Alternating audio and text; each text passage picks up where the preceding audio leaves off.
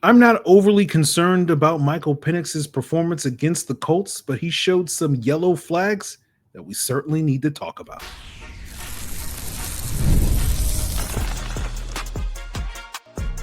You are Locked On Falcons, your daily Atlanta Falcons podcast.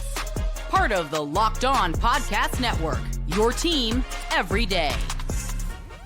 Welcome back, everyone, to another illustrious episode of the Locked On Falcons podcast. I'm your humble host, Aaron Freeman, and welcome to Locked On Falcons, part of the Locked On Podcast Network, your team every day. And of course, the Locked On Podcast Network is the number one sports podcast network, not only in America, but on the planet and in the solar system and in the galaxy and therefore the universe. Until those aliens come down and take that number one spot, we are number one. And we thank each and every one of you that have helped make us number one. You, the everydayers. That means you make these humble podcasts across this galactic spanning podcast network your first listen each and every day. And all you got to do to become an everydayer is subscribe or follow for free on YouTube or wherever you listen to podcasts. Today's Locked On Falcons is brought to you by FanDuel. Right now, new customers can bet just $5. And if your bet wins, you'll get $300 in bonus bets to use all across the app. Today's Locked On Falcons, we'll be talking about the All-22. We'll be reviewing the All-22 from the Falcons' Week 10 loss to the Indianapolis Colts. I'll be breaking down why I'm not overly concerned about Michael Penix, and I'll explain why when we look at his third down struggles against the Colts, but why I think the mechanical issues that Penix showed are a potential red flag or a potential yellow flag at this point for his future development. And then we'll talk about the Falcons' defensive struggles in this game. And despite the positives, why there's still a lot of work to be done on that side of the ball in terms of looking ahead to the long-term future of the Falcons. But let's start off with the third down struggles. The Falcons were, of course, 0 for 8 on third down. There were a total of 9 third down plays. One of them didn't count due to a legal contact penalty. But the Falcons failed to convert any of those 9. That penalty, they got a first down because of the penalty, not because they completed a pass or anything like that. And I went through the film and broke down all 9 of those plays and basically looked at who I thought was primarily at fault for why those plays failed. 5 of them were on the quarterback, 3 of them were on the offensive line, and 1 was on the play caller. The one on the play caller was that screen in the first quarter, and it's mostly not because I thought it was a terrible play call. It was just I don't think it was a well-executed play, and I can't remember which game it was. It was probably like the Bills game where I was like, oh, man, screens to Bijan are just easy buttons for this offense, and they should just need to dial that up. And basically, ever since whatever that game was, they haven't been able to execute a screen. And this has been an ongoing issue with this team going back to last year, whether we're talking about play action, whether we're talking about the screens. They're just not good at designing and executing those plays. And to me, it's a sign of poor coaching that they're not really investing in the details of those things, and it's one of the reasons why they've been so inconsistent in that area. So that's why I put it on the play caller more, really the coaches in that regard. Now, let's focus on the 5 that were on the quarterback, right? Because the big topic all week long and continuing for the rest of the season is going to be about, Michael Penix. Is he the guy? Isn't he the guy? And you look at some of the third down stuff. He really struggled in this game. The 5 on the quarterback, to me, the most egregious one was the first one where he got sacked, where they audibled to a play, and then they didn't account for the blitzer, and that to me is on the quarterback. The quarterback has to get rid of the ball. He's staring down Kyle Pitts on a one-on-one outside when he has a hot read to Bijan underneath. If he recognizes the blitz, get the ball out quickly and move on. He doesn't. That blitzer comes free, knocks it loose on the sack strip, and the Colts turn that into 7 points. Then you have the missed throw in the third quarter where he lacked touch on that go ball to Kyle Pitts. Then you had the missed throw on the near interception later in the third quarter where Sauce Gardner almost picked that pass off. That was a bad throw. You had early in the fourth quarter, he turned down an option route to Bijan Robinson on a middle of the field throw due to pressure where Kwity Paye was able to beat Elijah Wilkinson. And then you had a middle of the field throw that he missed to David Sills in the fourth quarter where he showed bad mechanics. And we'll circle back to the mechanical issues that were fully on display, or poor mechanical issues for Penix later in the episode. So when we look at this larger picture of Penix's struggles, it's not me sort of downplaying it, but it does feel like a large percentage of people are just basically ready to pull the parachute on Michael Penix. And I'm not ready there, right? I feel like one of the reasons why is because like Penix has been so good at home, and it's been such a long time since Penix has played a home game, right? Like, and one of the other things that looking up with the third down, like the Falcons, or we'll talk in a second about down and distance, but like because the Falcons are behind the chain so much, they get into these third and longs, and defenses are able to blitz them. And the Falcons have been bad against the blitz. They need to come up with better answers against the blitz, and that will help them on third downs. Like according to Next Gen Stats, they're 27th in EPA, expected points added per dropback against the blitz. But when you look at the home away splits, and so many stats with this offense is basically they're really good at home, they're really bad away. We talked about the points scored yesterday. Against the blitz, they're 9th at home in terms of EPA per dropback, so top 10 offense, and 31st away. Right, the second worst offense against the blitz in road games. And when you look at Penix specifically, because again, those numbers include the Kirk Cousins game against Miami, Penix is 4th in EPA per dropback against the blitz at home, and 39th out of 43 quarterbacks in away games. So like that's part of it where it's like, I think part of the reason why it's been a month since Penix has played a home game, and if he can get back to playing well at home as he has consistently done, I think a lot of the people are like, oh, like it's too early to bail on Penix. Now, the issue is we got to get better play from Penix on the road. And we saw some signs of progress last week against New England. And I think some people look at this as this is a regression against the Colts. I'm not looking at it that way because this team has a tendency to struggle in back-to-back road games. This has been a trend over the years. Like you go back to that 23 season, that London game against the Jaguars, that was Desmond Ritter's worst game. You saw the 24 game against the Broncos where the Falcons just didn't show up at all. And then you had earlier this season, the week 3 game against Carolina. And I remember having the conversation with Zach Hicks of Locked On Colts last week on the crossover, where he talked about how these international games tend to get ugly. And you kind of saw that. And you saw that with Desmond Ridder in the last international game the Falcons played back in 2023 in that London game against Jacksonville, which was terrible. And then he rebounded at home with arguably his best game of his career against Houston. Now, I know you're yelling at your phone, like, what happened with Ridder after that? That's irrelevant to the conversation. Okay. Don't worry about that. The point I'm trying to make is I think there's still, I'm not going to look at a international game where Penix struggled as like, oh, well, he can't do it. Like this is sort of the sort of referendum game. So that's where I'm at with Penix in the home away splits. And so hopefully he'll bounce back. Now, the third down stuff, circling back to that point, the Falcons need to get into better manageable situations. Hopefully they'll avoid those blitzes, but like all 9 of plays in this Colts game were 3rd and 5 or longer. And if you just factor in the average conversion rate for an average NFL offense based off of the down and distances of these 9 plays, an average NFL team would have converted 3 of these 9 plays. So obviously the Falcons need to do better, but 3 out of 9 is 33%. And that on third down would basically be a bottom 3 conversion rate on third down. So basically what I'm arguing is based off of the down and distance, you're not setting up your offense to be successful on third downs because you're getting in all these 3rd and 5s, 3rd and 7s, 3rd and 9s, 3rd and 10s, 3rd and 12s, right? And so you need to get better on earlier downs to get in more manageable situations. Some of that's on the quarterback, some of that's on the offensive line, some of that's on the run game, all that sort of stuff. So I do feel like while these issues are a concern, I do think there are ways to fix it if this team can just step up and be better. Coming home this week against Carolina, I think it's gonna be a big week, right?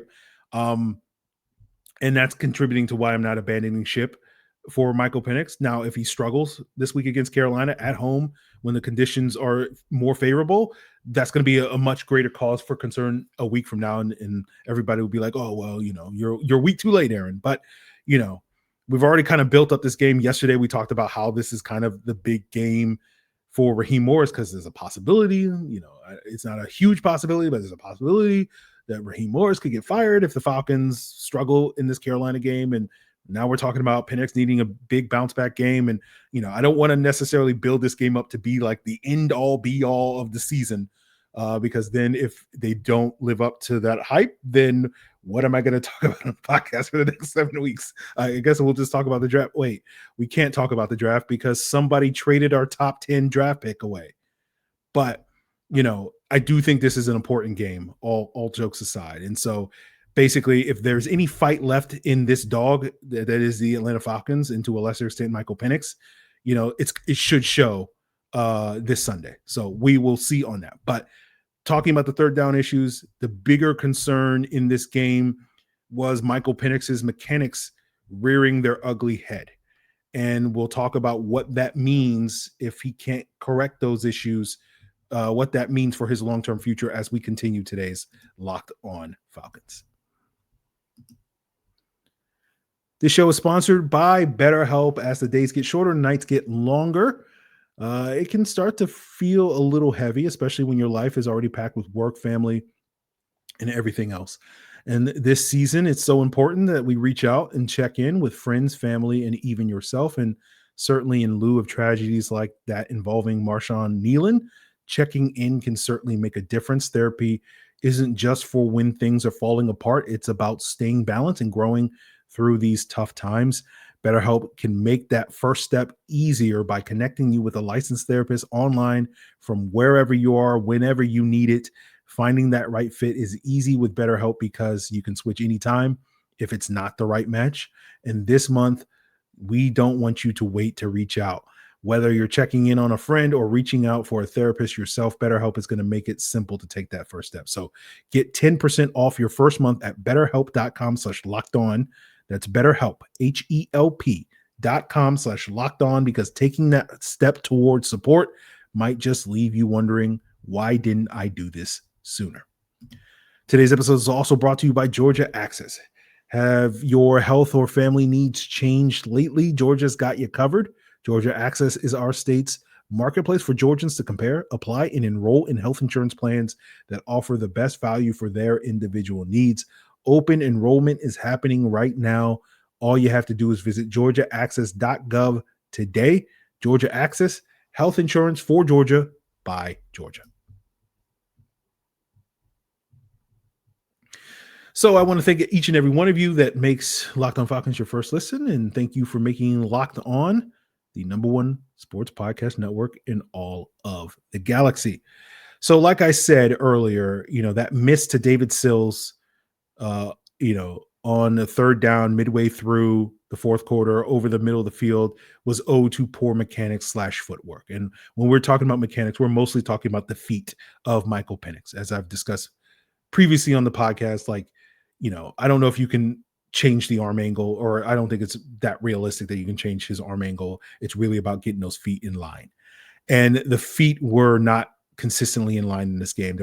I flagged 5 plays other than that Sills miss, where I thought Penix had questionable mechanics and footwork on those particular plays.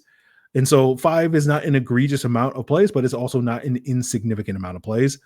And there were certainly other throws where Penix missed, was off target, underthrew balls because he couldn't step into throws because of pressure, right? More due to pressure than necessarily poor mechanics. And again, you recall back to after that 24 draft, after the Falcons selected Michael Penix, I talked about how my biggest concern was the erratic footwork and mechanics that were a major contributing factor to the accuracy issues that he showed in college. And through 11 starts in his NFL career, it's been a relatively minor issue. Like the first 10 starts, it's shown up occasionally, but never to a significant degree. And it's notable that in his 11th start, this game against the Colts was where it first kind of showed up in a significant way. And those ways were, instances where he wasn't stepping into throws, overstriding, times where he had to kind of step up in the pocket to avoid pressure and have to reset his feet, and couldn't do so. And that led to passes sailing on him. That led to passes kind of dying on him. And despite having this, incredible arm, him short arming some throws and dirting some throws that, I think is owed mostly to poor mechanics and footwork. So, if the trend that has existed so far, where we're talking about 10% of his games where this has been an issue, if that continues long-term, then it's probably not going to be a big deal. You can live with, 1 or 2 games where Michael Penix misses, a half dozen throws or whatever. Ideally you don't want to live with any games, but again, big picture over a 17-game season, that's not going to necessarily derail your season if you have 1 or 2 games where Penix has a half dozen bad throws because of poor mechanics or footwork, right? But the question, of course, is going to be, with 8 games left to be played, will we see this issue, this mechanical issue, this footwork issue rear its ugly head more in the back half of the season than we have seen in the front half of the season? So that's going to be an ongoing question, and it's going to be part of the ongoing evaluation we have of Michael Penix. We talk about all the things that when we try to evaluate Michael Penix, we try to isolate him from the scheme, the supporting cast, right? We talk about the mechanics. We talk about the footwork. We talk about his willingness to attack the middle of the field. We talk about his ability to extend plays, his ability to turn his back to the defense and operate, potentially under center play action passing attack, all those various things, right? And we've been talking about those for several weeks, and we'll continue talking about those. And all of these issues have been issues and concerns for Michael Penix. And they got to get better if there's a realistic hope for him to be a high-level NFL quarterback, to be the franchise quarterback that we all hope and want him to be. And for me, a lot of these issues right now are yellow flags. Some of them are orange flags. I don't think any of them are red flags where it's to a point where it's like, oh, this is going to potentially break him as a passer. But as we, watch more and more games, and if we don't see that development, orange can turn into red and yellow can turn into orange and all that stuff. So, right now I would sort of categorize the mechanics, turning your back to the defense. These are more yellow flags to me than anything at this point in time. Middle of the field and play extension to me are more orange flags than at this point in time. And, to me, the reason why the mechanics and turning your back to the defense are yellow is because I have a lot more optimism that those things can get improved with time. Right now, will they get improved during the season? I think is certainly an open question, but I certainly think there's reason to believe that over the next year or so, year and a half, that we assume Michael Penix is going to be the starter, which is not a safe assumption at this point, but those things can be improved. The orange ones, I'm less optimistic that those things can get better. To me, if you're not willing to attack the middle of the field unless you're in a clean pocket, that's a problem. If you don't have the natural instincts to know how to extend plays and consistently be able to do so, I don't know if that's going to get better. Right now, what's interesting in this Colts game, I thought Penix probably made more middle of the field throws in this game than he probably has in pretty much any other game. So there is hope there. But when I look at the 4 times where I felt like he did a good job attacking the middle of the field, 3 of those 4 times he had a clean pocket. And the one time he had a muddy pocket was that 14-yard throw to Charlie Warner. And that was essentially a 5-yard check down. And I don't want to sit here and celebrate, oh my God, he made a 5-yard check down that Charlie Warner was able to break a tackle and turn into a 14-yard gain. And that means that problem is solved now. It's a check down. It's the most basic thing. So we'll see what the progress is when it comes to those things, but it's hard to declare significant progress based off of that. And that's always been an issue with this team, especially when we're talking about the play calling. I know we're talking about the quarterback now, but I know with the play calling, every time when I sit here and try to defend our guy, Zach Robinson, right? We always talk about, we saw this one thing in this game, and then 3 or 4 or more games go by where we don't see it again. And that's part of the reason why I'm kind of out on this coaching staff, because it's they're not able to build progress. And certainly I understand, given that you're certainly very concerned about whether or not Penix is going to improve over the course of these 8 games under this coaching staff. And so that's more than fair. But hopefully we'll see some of these orange flags turn yellow, and hopefully we'll see some of these yellow flags turn green, and that's going to be very important for Michael Penix's future, because, if a new regime comes in, if and when, whatever you want to say, a new regime comes in here, they're not going to be loyal to Michael Penix, right? That's just the reality of the situation. He's not going to be their guy, whether it's a GM, whether it's a head coach, et cetera, right? And so if that regime is going to come in and be committed to fixing Michael Penix, it's going to require him to play better football over these next 8 games. Otherwise, the leash is going to be very short. Otherwise, you're going to get a potential Bryce Young situation as you're seeing up the road in Carolina. And so to me, this upcoming 2-month stretch, including this upcoming game against Bryce Young in Carolina, is going to be very important for this team. And that, again, begins this weekend against the Panthers. So we'll see if the Falcons can take care of business.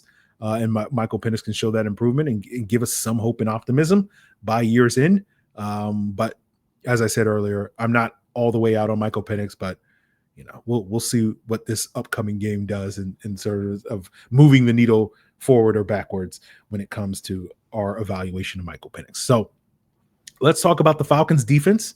The offense deservedly gets a lot of scrutiny, but the defense doesn't necessarily deserve a pass. And we'll talk about, why, despite some of the promise that this defense is showing, I still think there's very much a work in progress to go. And we'll break that down as we wrap up today's Locked On Falcons.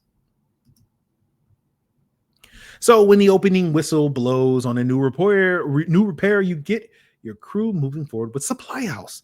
If you order today and see parts on your doorstep tomorrow, you'll get over 280,000 plumbing, HVAC, and electrical items from the most trusted brands in the business. Their real-time inventory and honest lead times are going to keep you from punting on projects with their industry-leading customer service, always protecting your blind side. Supply House will save you time on your next project. And if you need parts fast, you have that next day delivery, and their part finder tools and 3D schematics can save you hours on jobs where every detail matters.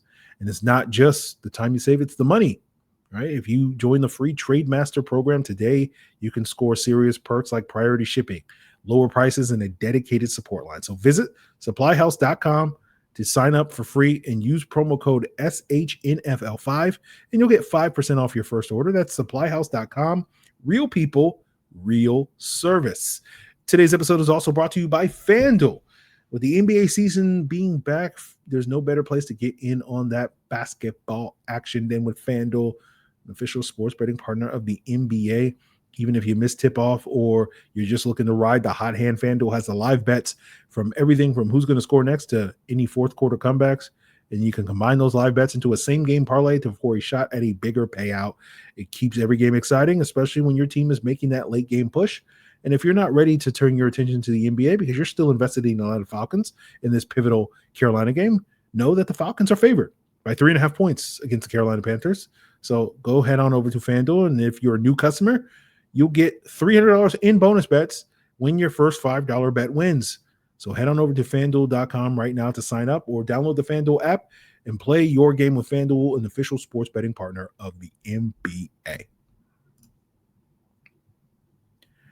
So obviously, the story coming out of this game when it comes to the Falcons defense is the defense played well enough to win. Don't get it twisted, though, that meant that the defense played well, right? And like you look at some of the numbers over the last 4 games with the Falcons defense, it's not been great, right? They've allowed over 27 points a game, which if, extrapolated over a full season would be the 27th best scoring defense in the NFL.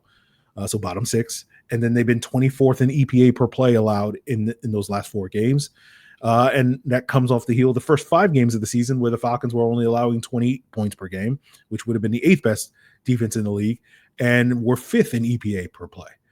And so it's common for defenses to start fast and kind of fade as the season wears on. And it was funny because we talked about this coming out of the bye against the Bills in week 6 and being like, oh, well, this is the prove it game. If this defense is for real, they'll prove it against the Bills or they'll fade like we expect them to. And they played outstanding. And then they've basically been fading ever since. So we were, a week too early, I guess, on that front. But we'll see if they can bounce back this week at home, where they have generally been better, similar to the quarterback. We will chalk up the Miami game as this year's Bruno game. We just don't talk about that Miami game because it's kind of the outlier when it comes to things. But, this defense struggled against the Colts. In the first half, the pass defense was getting carved up. The Colts had a 62% success rate on all their dropbacks. For the sake of comparison, last year's Falcons defense that was so atrocious under Jimmy Lake and company, they only gave up a success rate over 62% one time in all of last season. That was the week 5 game against Tampa Bay. I think it was like 61% in that week 18 game against Carolina where Bryce Young carved them up. Now, after the first half, the Falcons pass defense improved greatly. They only gave up a success rate of 29%. And the main reason, I think, is because they were able to play with a lead, and therefore they were able to, do the thing that Jeff Ulbrich said, hey, we're built to play with leads, and they were able to ratchet up their blitz, right? They had a lead for all but, I think, 4 minutes of that entire second half. And they were able to ratchet up a ton of blitzes. Based off my charting, they blitzed on 11 of 17 dropbacks in the second half, about 65%, which compared to that Bills game where we talked all about how the blitz was kind of their superpower in that game. They blitzed in that Bills game on 46% of all the plays in that game. And so to see 65% in the second half and it created 4 out of the 5 sacks that they had in the second half. And, so this clearly the story I'm trying to paint is like this defense is good when they're able to dial up the blitz. They're not as good when they're not able to do that.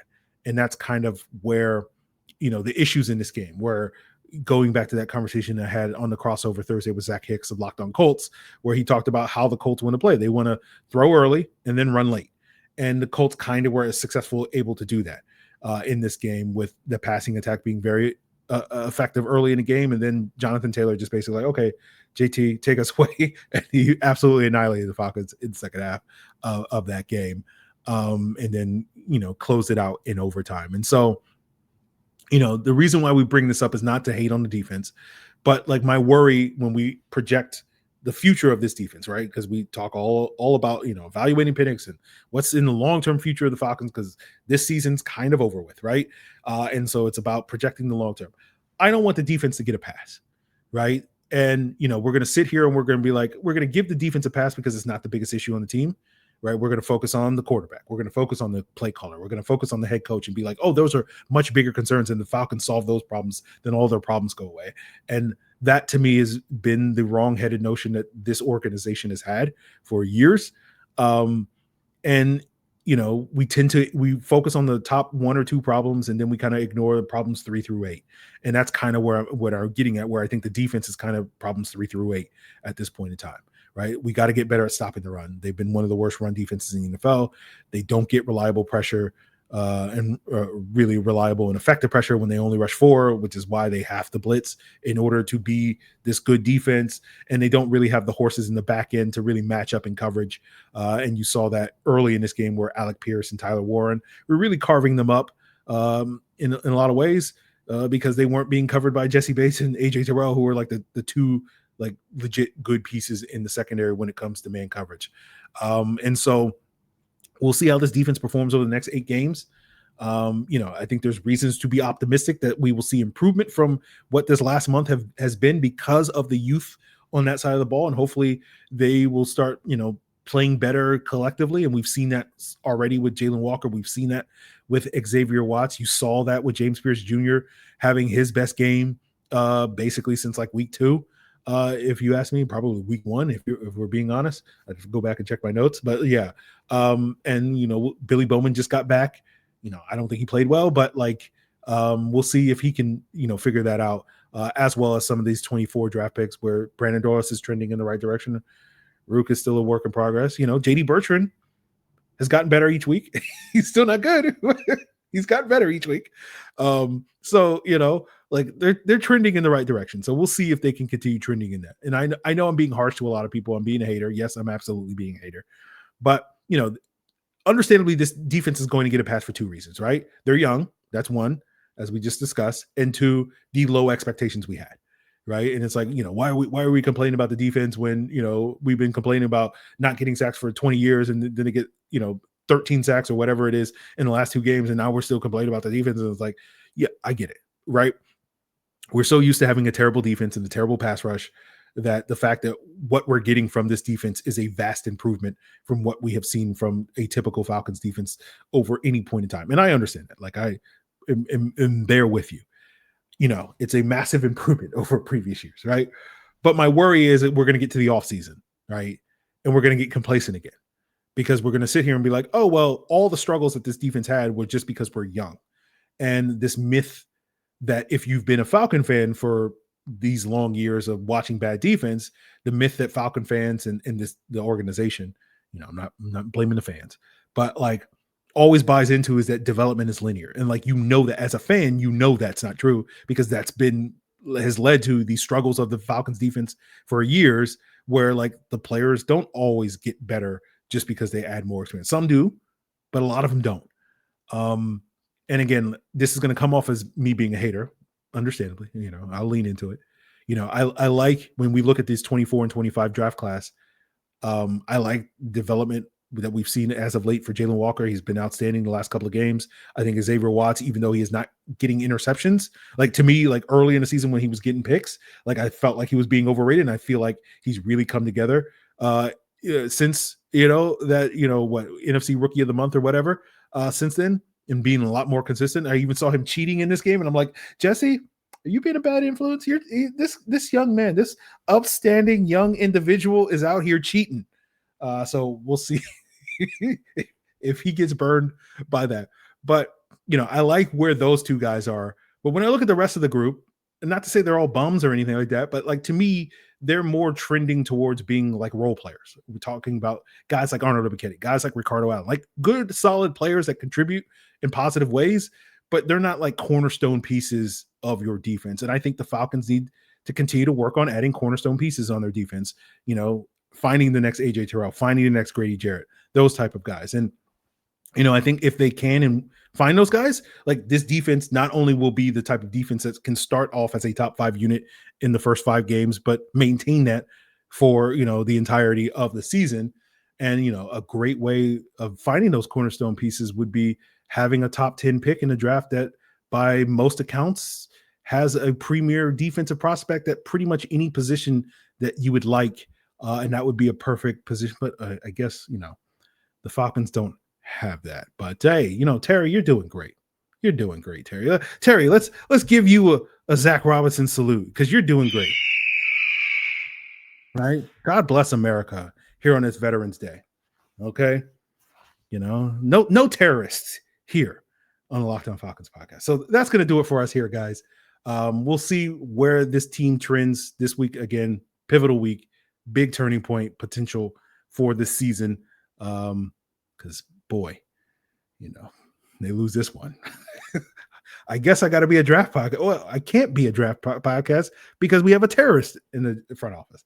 But that's it, guys.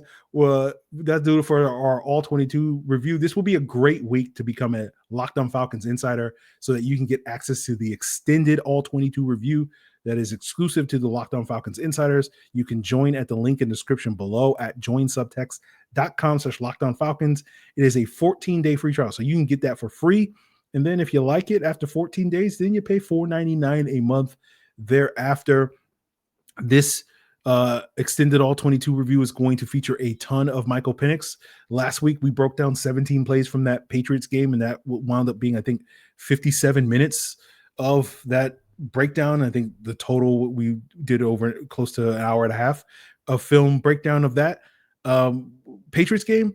This week, I haven't exactly nailed down exactly how many plays of Penix I'm going to break down, but we might double that number. So we might be pushing 2, maybe even 2.5 hours of quarterback film in addition to, looking at the defense and really focusing on where these 24 and 25 defensive players are at this stage in their career. And so if you are not interested in seeing potentially 3 hours, I don't know. We'll see. I haven't I haven't done it yet. Right. It usually drops on Wednesday. So as I'm recording this, I haven't actually sat down and done the extended All-22 review. But if you hear 3 hours of film content and you go, oh, I'm interested in that, then you are exactly the type of sicko that should be a Locked On Falcons insider. And again, you can become a sicko here for free for the next 2 weeks and get, however many hours of extended film analysis that we will give you for this Colts game, next week's Panthers game, potentially, depending on when you time it up, and the Saints game, so, and if you're hearing 2+ hours of film analysis, ill, gross. I don't want that. Well, not being an insider is not for you. Not, you're not a sicko. That's fine. Right. Just be an everydayer. Right. And you're the reason why, this is the #1 sports podcast network in the entire galaxy. So continue to make Locked On Falcons your first listen. Hit that link in the description below if you want to become a Locked On Falcons insider. Check us out on YouTube or wherever you listen to podcasts. Give us that like, give us that subscribe. And for your second listen, continue to make Locked On the #1 sports podcast in the entire universe by checking out Locked On NFL, where you get 2 shows daily that will give you the scoop on all things around the NFL. It is all part of the Locked On Podcast Network, your team every day.